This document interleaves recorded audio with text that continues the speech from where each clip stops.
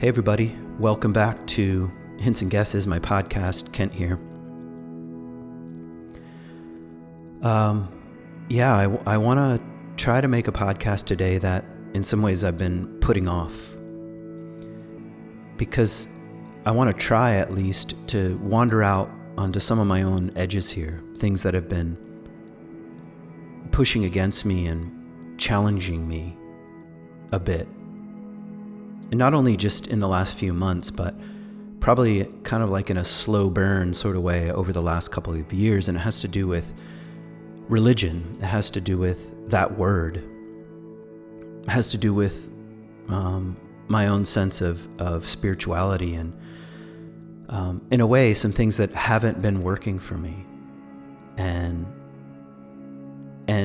in the spirit of my own podcast here, Hints and Guesses, that's kind of what I want to explore, the hints and guesses, not like, here are the things that are giving me trouble and here's the solution. I don't know. I wish I knew. I wish I had, a definitive direction or aim here. But I have hints and guesses, and speaking of that line, which of course comes from T.S. Eliot, it's T.S. Eliot that in some ways, I was going to say started the trouble. I think the trouble starts in my own spirit, and maybe in the spirit of God tapping me on the shoulder, what's going on here? And anyway, he has this, kind of terrible line, kneel where prayer has been valid. And I'm going to come to that poem, part of that poem later on, but that's the line that in some ways sums up the trouble.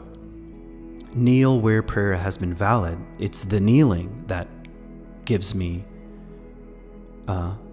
is a problem for me. And also where prayer has been valid. What does he mean?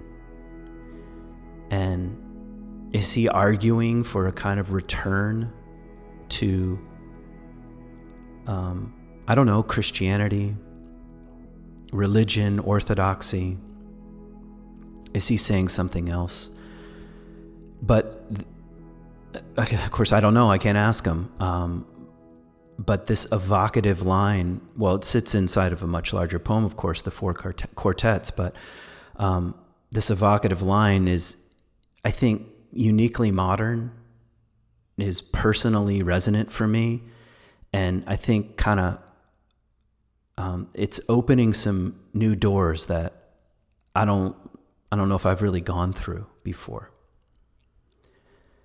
And that's kind of the nature of what I think about the spiritual life anyway. It's like a series of horizons that keeps receding, or a series of new doors that appear in rooms that you just entered, which is, by the way, a common dream image for people, or a dream experience, you could say. I don't know if you've ever had a dream where you're in a home, usually your own house or your childhood house, or sometimes just a generic house that is unfamiliar to you, and all of a sudden you discover a room that you've never been in, that has been there all along, and you just didn't know it.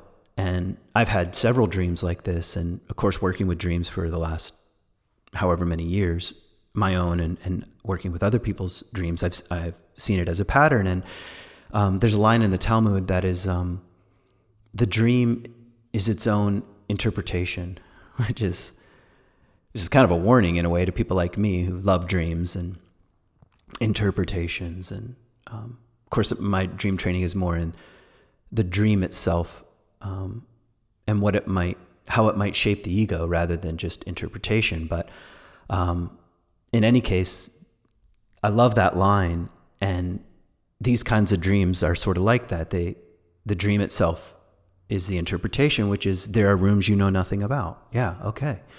And in some ways, the unconscious, the underworld, the mystery just opens the door and lets you in, saying, look around.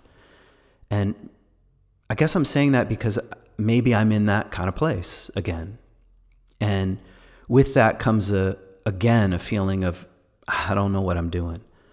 I don't know where I am. And I've been feeling that way. I'm a little lost. And some of it is we moved to Georgia as a family, and we're kind of still in the process of where do we put our time and energy and focus. And it takes a long time to get settled anywhere. And so I feel unsettled, but I also feel unsettled in my spirit. And so I'm trying to look around. So maybe that's a long-winded way of saying I'm trying to look around kind of the room I find myself in, and not just for personal therapy here, like as if making a podcast is,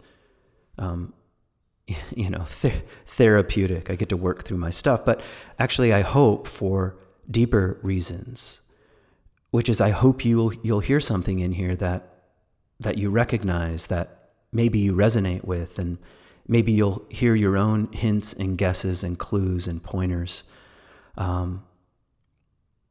that aren't so much because I said it in a certain way, but because something of your own spirit resonates with an image, an idea, a possibility, or perhaps the Spirit of God taps you on the shoulder and says, look around,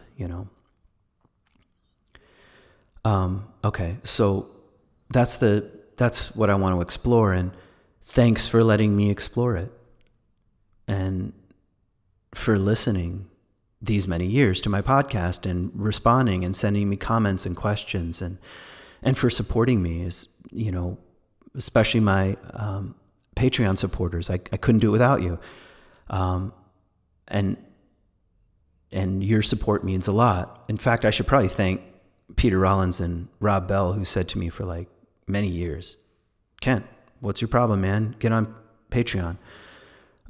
We live in a strange world where people want to support artists, and why are you on your moral high horse about this? Just open it up. And I'm really grateful that they sort of pushed me a little bit on this. And so thanks for supporting. And if you want to become a member of the Patreon community here, patreon.com/Kent Dobson is how to do it.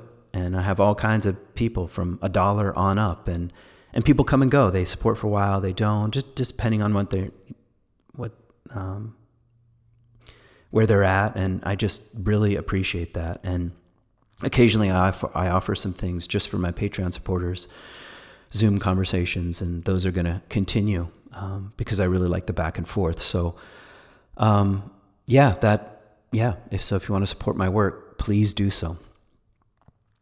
Okay, I feel like, because I often forget, I want to get straight to the content. I've got 3 opportunities this summer in the retreat intensive realm. I've got a retreat in June coming up very shortly, KentDobson.com. It's all on there. Things are already filling up for that retreat, but there are a couple spots left. It's not a long retreat, a few days in a place I absolutely love to do these wilderness within intensives. So that's coming up in June. In July, I have an Animist program in Colorado at a beautiful place. This is a Soulcraft intensive. So if you've been interested in Animist Valley Institute work for a while and haven't yet dipped your toes in, this is a great place to start. And then I have another wilderness within my own program in Colorado, July 31st through August 3rd, I think, near Salida, Colorado. So if you're in that part of the world, would love to have you join us. Hopefully, if I get enough people, I'll have a co-guide, a friend of mine from Animist named Emma. But we're just now sort of opening that up. So those are the 3 retreats programs that I'll be offering this summer. Would love to have you out in a wild place with a group of people, turning attention to the soul and to the natural world and to the conversation that happens between the two. So, okay, that's probably enough for now. I feel like because T.S. Eliot's on my mind, I want to start with an image of his. He says, we live in an age, here's the line, of a heap of broken images. And I think he's referring, as far as I can tell, to the great religious symbols that have held us together. And for better or worse, we live in a kind of wasteland right now where those images are broken into 1,000 pieces. And we don't know if they can be put back together again, or really if that's even the role of individuals or communities. It's just that kind of age, that kind of era.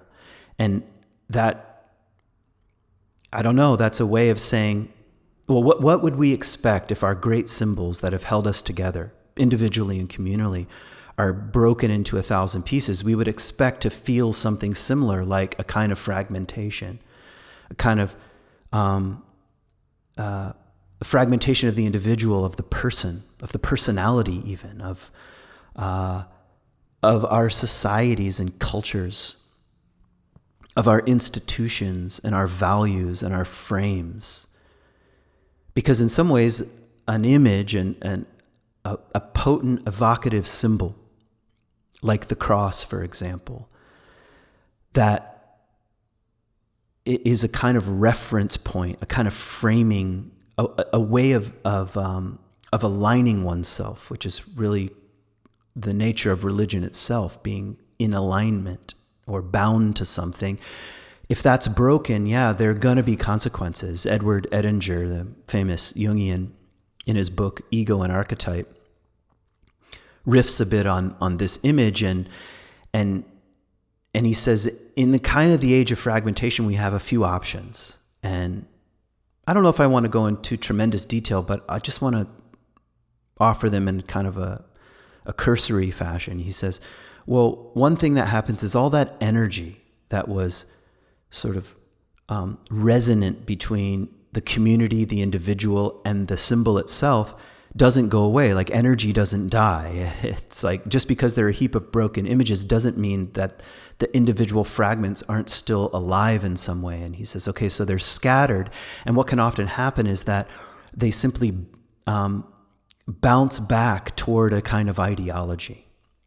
Like, okay, so it's not something mystical and mysterious like the cross or the wild Galilean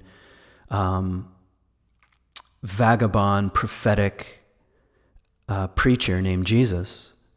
It's a kind of ideology. That's kind of the horrors of the 20th century, that when at least parts of the Western world turned its back on religion only to find itself drawn toward the darker sides of ideological positions like communism or dictatorships. And so anyway, he says that's common. It's like it bounces right back off the individual, all this energy, and goes right toward an ideology. And you can see that in our own American politics, where the right and left have become kind of new religions. The other thing that can happen, he says, is that we can become very narcissistic. I'm supplying that word. I don't think he uses that one, but very self-centered. It's all about me and my journey and my story and my wounds. And it's like all of the transcendent energy, it gets turned right back on the personality. And you look around and you see that. Like, I'm like this at times. My journey, my story, my wounds, my spirituality, which is in the end pretty small. He says the other thing that can happen is that as the gaze turns inward, just like I described, my journey, my story, you can feel the kind of hopelessness of that. And that's that sort of nihilistic possibility that's alive in our culture, where, okay, there is no meaning, period. And you can feel the kind of dark pull of that possibility. Now, the fourth option I don't really want to go into great detail with, because he says, of course, he's a Jungian, he says what can happen is that, the energy can return back to the person and then break them through into the deeper realms, which he calls the self, a turn toward the self, which is the Jungian path of individuation. And that's complicated. And I don't want to get into a whole conversation of what is meant by the self. But maybe I just want to say, that seems possible, where, all right, something breaks us through. to larger questions. And he says, in that sense, this age of fragmentation, there is embedded in all of the difficulty tremendous opportunity to go on a deeper journey, to break on through to other realms and worlds that we've been unwilling to explore up to this point. The depth dimension of being a person, of being a human, and to what are we ultimately wedded to or bound to or connected with? The deep questions. And of course, that's the hope. That's the hope that humanity individually and collectively will go on a deeper journey and not just get stuck in nihilism, narcissism, that's Ken Wilber's favorite cul-de-sac, or ideological obsession. But time will tell, we could say. And now, that's a lot of philosophical and abstract things. When I said at the beginning, something about my own heart, like I want to put my own heart forward here, things that are troubling me. But I thought I'd just at least describe the landscape because I feel like I've been in and out of all of those things. That's the simple way of saying it. I've been drawn to ideologies like maybe psychology will save me, or Bill Plotkin's maps and models will be the new religion, or the left for a while, progressive ideas, or I'm not there so much anymore, but I'm neither on the right, but just give me anything. Or for a while it was a kind of obsession with all things green, like save the world. That's the new religion. That's the only religion that matters. And that's ideology. And anyway, I felt the pull of that. And it can be very attractive because you get community and belonging and meaning and purpose ready-made for you. You don't have to do your own work. And I felt myself also in the cul-de-sac of narcissism, where me, my personality, my Enneagram number, my Myers-Briggs, my Big 5 personality test, where I am in the phases or stages and maps and models of Bill Plotkin, or, a kind of self-obsession, if I'm honest. And maybe part of that was necessary, but I felt the borders of the cul-de-sac, so to speak. Really, that's it? Just me and my story? Seems too small would be the easiest way of putting it. And also the kind of nihilism that happens. I feel that in my own heart, like, where do I turn? It's nothing but a kind of abyss. And everything is a linguistic construction or a series of wishful thinking, wish fulfillments and fantasies on the part of human beings when it comes to meaning. And that's dark. That's maybe it's something that we all pass through, but I could feel the edges of the cul-de-sac again, round and round and round it goes. And so, okay, more to the point here. Here's a question that my friend Thad likes to ask. He's a philosophy professor, so he continually makes my life difficult when we're together by making me think. Anyway, once he asked me, do you think you have any false beliefs? And for some reason that makes me laugh, because the short answer is, yeah, I'm sure I have false beliefs, but I don't know what they are. I mean, if I did know which beliefs I held that were false, I'd try to get rid of them. And anyway, it's like one of those troubling questions. And I've been asking that again, like, what have been my false beliefs over the last couple of years? And not that that's simple, but I've been wondering about that. And two of them come to mind, and they're kind of related. Maybe three here. The first is, it's kind of more of a wondering, like, is Christianity done? And it's it sounds kind of silly to put it so directly, but in the age of fragmentation, when our great symbols have been strewn across the road of modernity here, fragmented and broken to pieces, part of me has wondered, like, well, don't great religions die eventually? Where are the priests of Ra, the sun god? I'm not talking about sort of New Age revival, tiny pockets that try to keep those alive, but I mean as a major global force, which it was at one time. And you as a historian, which is really, that's my training, you do start to wonder. I start to wonder: is it done? Has it run its course? Or here's a more nuanced way of putting it: what we've called Christianity or even Christendom, is it imploding in some way, or going into the tomb, to use a biblical image, and what might happen after 3 days? These are wonderings that I have, and some of that comes from the way in which Jung has influenced my thinking, or at least challenged my thinking over the last few years. And he does say something like, great symbols can die.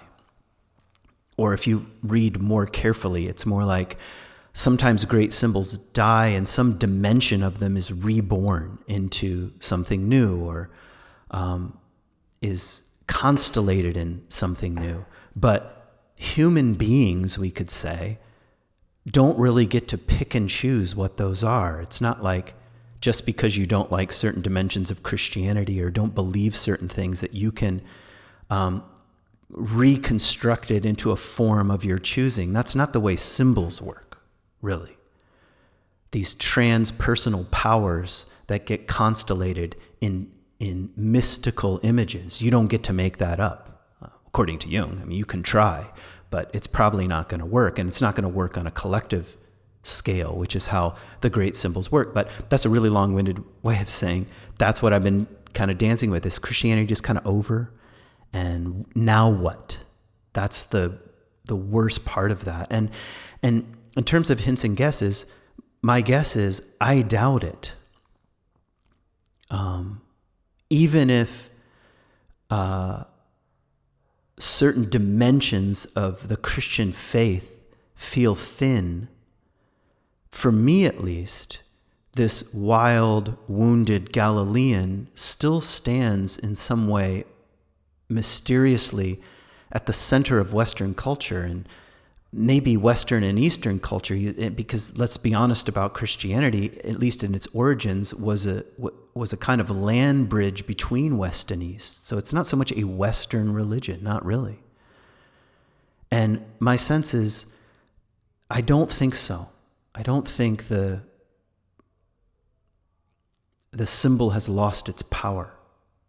Maybe the popularized versions of Jesus that are really projections of group identity, maybe that's lost its power. Okay.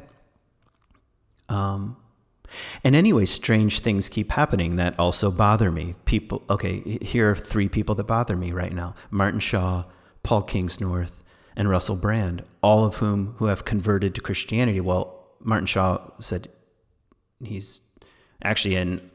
Martin Shaw, now that I think of it, Martin Shaw and Russell Brand just sort of have said, I just realized I was a Christian. I thought, well, that's interesting. These are people that I follow, by the way. Martin Shaw I've been listening to for years. Russell Brand is my go-to man for news and kind of provocative, transformative, culturally sensitive ways of looking at the modern world, and wait, what a minute. You're a what? So in that sense, I mean, just very practically, it doesn't appear to have run its course. And so maybe my false belief is assuming that it's kind of run its course. And okay, and here's another dimension that I think I'm changing my mind on. which is the value of deconstruction. And I have been a deconstructionist for a long time, maybe forever. Or as soon as I was a teenager, just wanting to take apart, pull apart, challenge, look for contradictions, pick apart, dismantle the faith I was handed. And some of that was just natural rebellion, and some of it was deep curiosity. Some of it was academic. Some of it was, it doesn't work for me, therefore let's tear it down. And I know I can zoom out and see the value of deconstruction. It's part of the postmodern mystique, if you will, the pulling apart of everything, the seeing narratives as being colored with bias. And you say, okay, there's some value in pointing this out, and there's value in reading the Bible very carefully and challenging certain theological ideas and doctrines that have crystallized and potentially caused some damage. And okay, but forever staying in the place of deconstruction, like pull it apart, for what? In other words, I've been a contributor to the fragmentation, to the heap of broken images, and I'm not exactly proud of that. I think I was proud of that, but I'm just now beginning to say, wait a minute, what have I been up to? What has that done to my own heart? My own inability to kneel, if I want to bring it straight back to T.S. Eliot. And it's not like I did this without warning. Richard Rohr was always saying something like this, that people love to identify by what they're not. And the better question is, what are you for? And I just did quote him, heard him say that dozens of times, probably worked that into my own sermons and teachings, but didn't actually do it. It's just much easier to say, I'm not that, than to say, actually, I'm for something. And here's maybe the third thing that I'm wondering if I've lost the plot. I keep changing the metaphor a little bit, but that maybe I've been wrong on. And that is that I read a book a few years ago, Thomas More's book, A Religion of One's Own. And when I read it, I thought, yep, that's kind of what I'm up to. That's what I'm all about. I'm spiritual, but not religious. And my spirituality is essentially a hodgepodge of practices, ideas, things I like, things that jive with my own proclivities, as long as it doesn't really ask too much. And he uses the image of a buffet. He's like, okay, so I get criticized, Thomas More says, for the buffet approach. He's like, but I like buffets. What's wrong with that? So for me, like mix a little Buddhism with Jesus, or whatever. I could go on down the line, just a kind of grab bag of things. But I will admit it hasn't gone all that deep, and I don't know what would I say at the end? I have a religion of my own? That seems so small. Is that even a religion, No, it can't be. Religion is, by definition, something that transcends the individual, that the individual doesn't get to construct out of their tastes.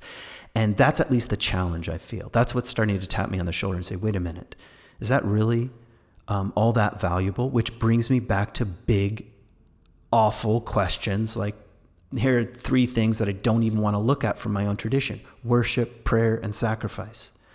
What is there anything worth worshiping, putting ahead of my own small self? What is prayer? Is there anything worth getting down on my knees before? Or I could put it in a slightly different way. If I really open myself to the world as it is, to the mystery, to reality with a capital R, won't I fall on my knees? And I would say I've had tastes of that, but I'm still resistant to it. And what about sacrifice? Enough. I was so tired of hearing about sacrifice and the sacrifice of Jesus and the sacrifice that we should bring. And our bodies are living sacrifices, to quote Paul. I just no, I didn't really want anything to do with that, but I know sacrifice means to make sacred. And that's the thing that keeps bothering me. A return. This is what I think the ancient ways are about, which is a return to the sacred. a sacred relationship with the divine, with the universe, with the earth, with our neighbors. I mean, I feel sort of deep in my bones, that's the path, that's the direction, that's worth aiming at. So I don't know, that's a really long-winded way of saying a religion of my own, it hasn't really worked for me. It's been pretty thin. And so now what? When I look around this kind of room I find myself in, now what? And at C3, I used to joke a little bit because I would say that for a while I felt spiritual but not religious, and now I feel like kind of religious but not very spiritual. And I don't know, it's a bit tongue-in-cheek. It's, it's a bit clever. Well, you might not think it's clever. To me, it was clever. But it that kind of musing comes from spending some time thinking about, what does religion really do? Of course, the word means to rebind, to be in alignment with, to be bound to something larger than oneself. And that strikes me right away. Yes, we need religion. Like, if right now one of the things in the heap of broken images here is a religious problem, and I think it is, then we need religious medicine. That's my intuition. We've tried psychological, secular, if you will, scientific medicine, hodgepodge spirituality medicine. None of those really quite satisfy. Religious problems call for religious medicine. That's one of my guesses here. And so anyway, here are things that I think religion gets right, even though I'm the first to say I've spent most of my adult life criticizing it. So I'm not saying there are not problems. There are serious problems, and that's what you would expect to find. Wherever there's the possibility for great light, the shadow is the darkest. That's straight from Jung, and that has to be true of Christianity or any other major world religion. So, okay, that's just the way it is. But here's what religion does well, I think. Helps us align to the transcendent.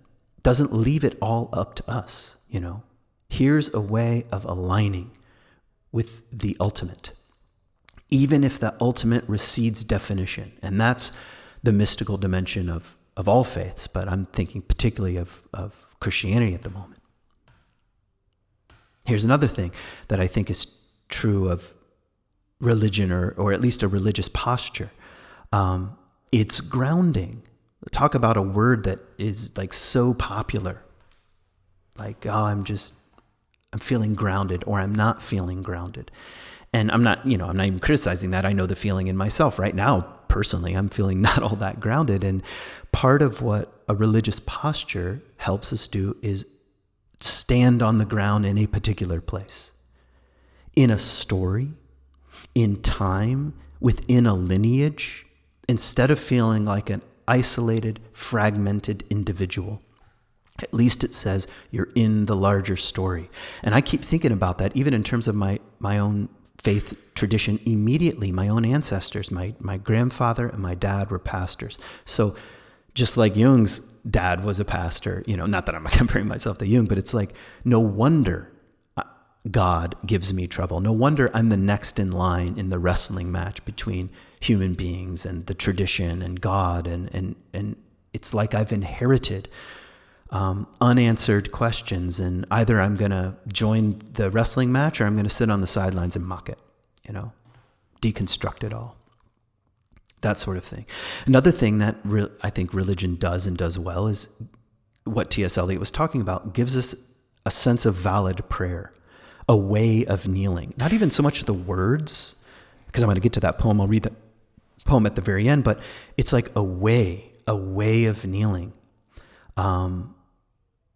And that's really compelling, especially if mostly in our psychologically influenced world, my rights, my story, my wounds, my feelings, my path, my beliefs is like the sun that we're revolving around.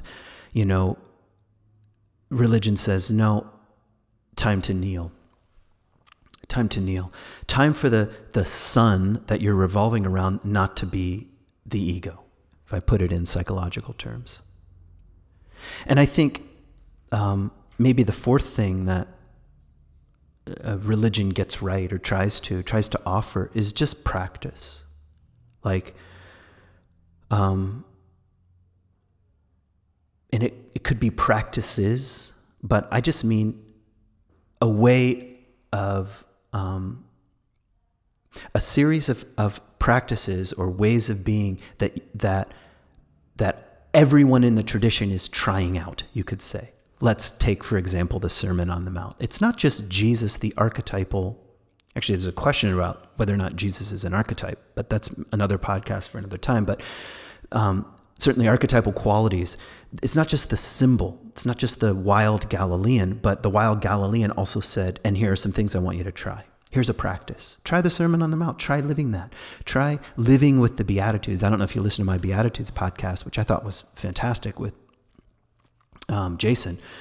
Go back and check it out. But okay, love your neighbor as yourself. Here's a way of showing up in the world that is collective, that you can personally own and be challenged by, but is also communal. Yeah, that's a practice that you don't just get to make up. So, okay, I've just been, outlining some possibilities, some seeds that religion offers that what I'm calling a kind of hodgepodge spirituality might not. Might give us something larger to respond to. And I think a lot of us are craving such a thing. Okay, let me point out something that might seem obvious at first, which is there's always tension between individual experience and a larger story. And I think maybe that's the simplest way of describing kind of what troubles me. Like, what is the nature of my own experience? And like, what is my own experience of God or the divine or the mystery or my own soul? And I've had plenty of numinous experiences and dreams and visions and strange things that have happened to me and conversations that are shot through with light and the disappointments and failures of just being a person, like feeling the mystery of life itself. And yet there's this craving for where does this fall in the larger experience, in the human experience. And religion is really good, at least at providing some containers in which the contents can move around. And walking out of Christianity, if that's what I did, at least walking out of evangelical Christianity, or thinking I did. I have so many questions right now. It's like, okay, but it's like I can feel the absence of the container walls here. And I'm not sure, maybe that's just how it is right now, but I'm not sure if that's the best place to stay. And anyway, if I think about Jung's life, it was also like this. He had his own confrontation with the unconscious, which lasted something like 12 years. And he desperately sought a historical container in which to understand these things, everything from mysticism to alchemy.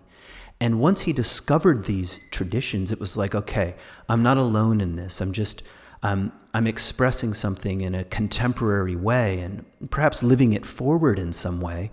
But I'm not alone in that. It's not Jungian psychology as the new religion.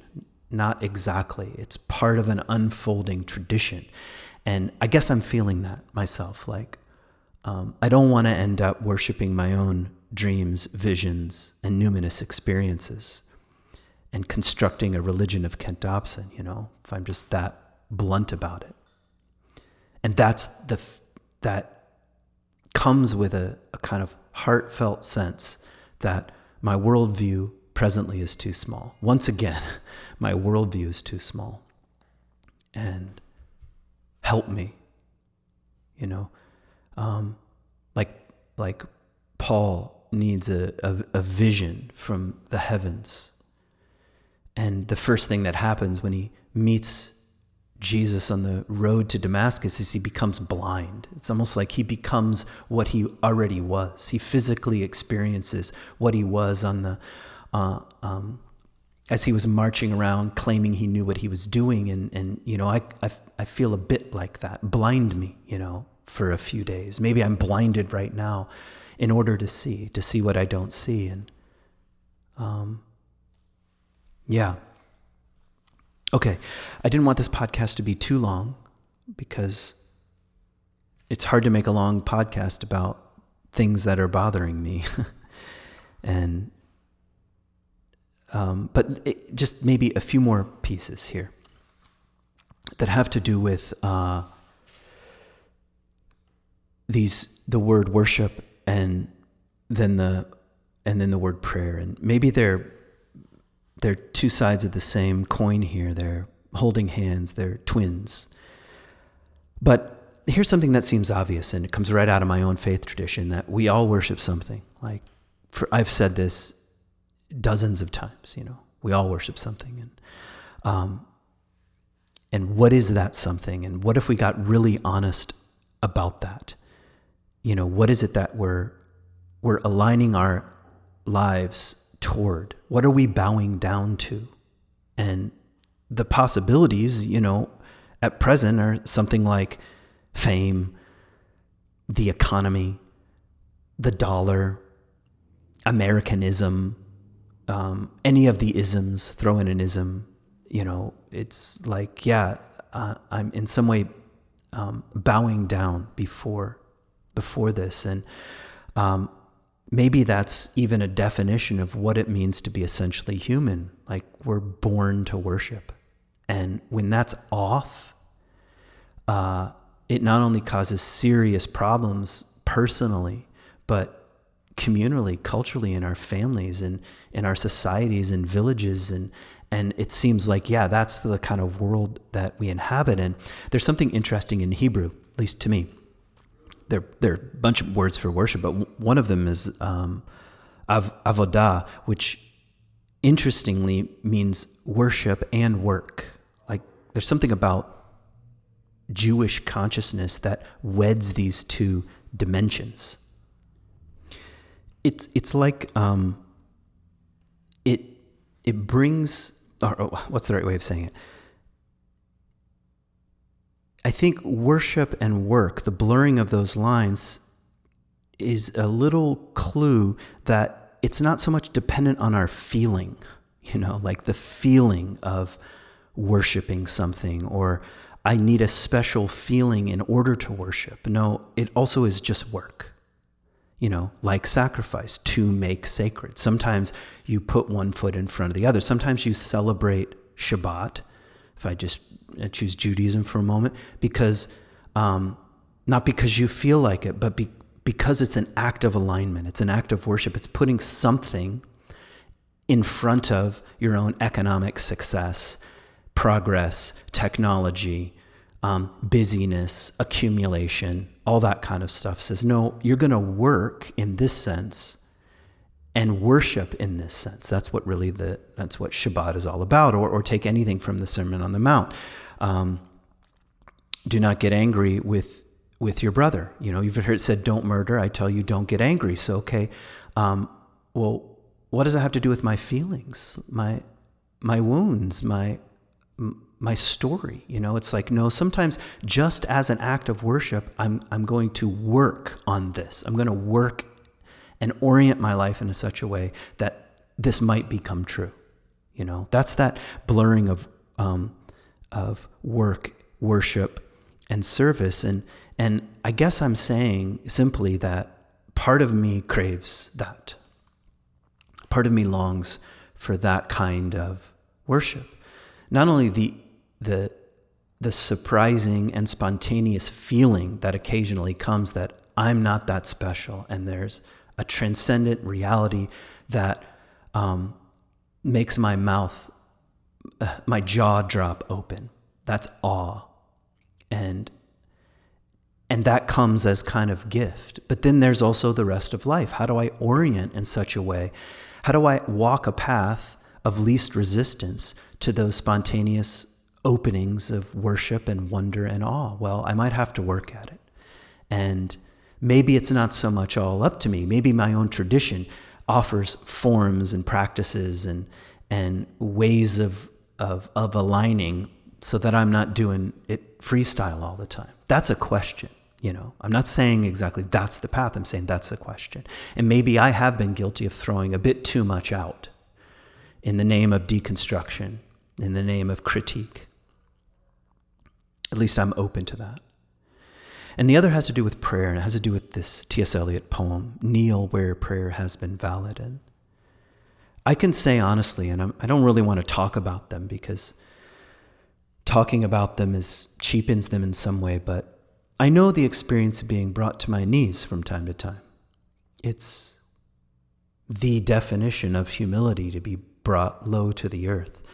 But if I'm honest, I very much resist that. I very much don't want to be in that position. And maybe I should just read the poem, and maybe I'll make a few comments here, but maybe let's just hear it straight from T.S. Eliot. If you came this way, he says, if you came this way, taking any route, starting from anywhere, at any time or any season, so you show up by any route, from anywhere, at any time or any season, it would always be the same. You'd have to put off sense and notion. You would have to put off sense and notion. What does he mean here? I don't know. My own sense, my own rationality, my own reasons, the notions I have about reality, about how it should work, about what's ultimately true and ultimately important. He says, if you really come the way that he is inviting, this way, taking any route, you would still have to put off sense and notion. You are not here to verify, instruct yourself, or inform your curiosity, or carry report, all of which I have been up to, verifying this or that, seeking to instruct myself, informing my curiosity. My analyst once said to me, and after we'd been meeting for a year, she's like, I don't know how in this you are. It seems like you're just satisfying your curiosity about dreams. Oh, okay. Or carry report. I'm here to report on this or that. He says, you are here to kneel where prayer has been valid. For me, like, when I hear that, a certain image arises. I don't know what image arises for you, but maybe you want to let one arise. Like, you are here to kneel where prayer has been valid. Yeah, the great ancestral tradition of valid prayer, hidden here or there, among the saints and mystics and grandfathers and grandmothers, those who knew how to kneel before what is ultimately important and true and good. To be brought low, or like Mary Oliver says, I don't know exactly what a prayer is, but I do know how to pay attention. I know how to kneel down in the grass. Yeah, that's my longing. And he says, and prayer is more than order of words, the conscious occupation of the praying mind, or the sound of the voice praying, and what the dead has no speech for. When living, they can tell you being dead. The communication of the dead is tongued with fire, beyond the language of the living. It's like to pray in this sense is to speak a kind of fiery ancestral language of the dead that have carried us this far. Even I think about my own father and my own grandfather who prayed in their own way. And the generations that wind back to the hills and coasts of Ireland, and from there, God knows where.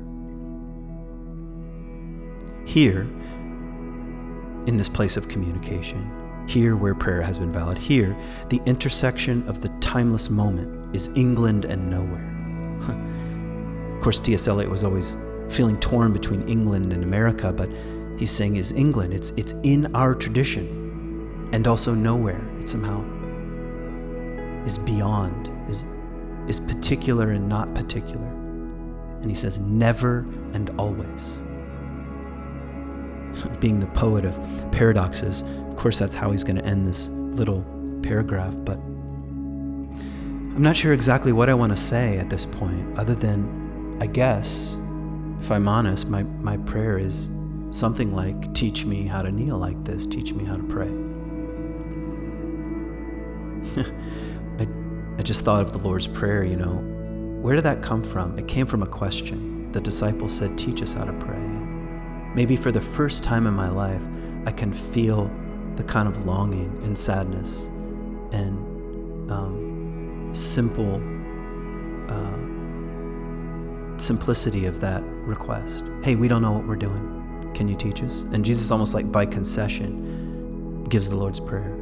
Our Father who art in heaven, blessed is thy name. Thy kingdom come. Thy will be done on earth as it is in heaven. Give us this day our daily bread. Forgive us our trespasses as we forgive those who trespass against us, and lead us not into temptation, but deliver us from evil.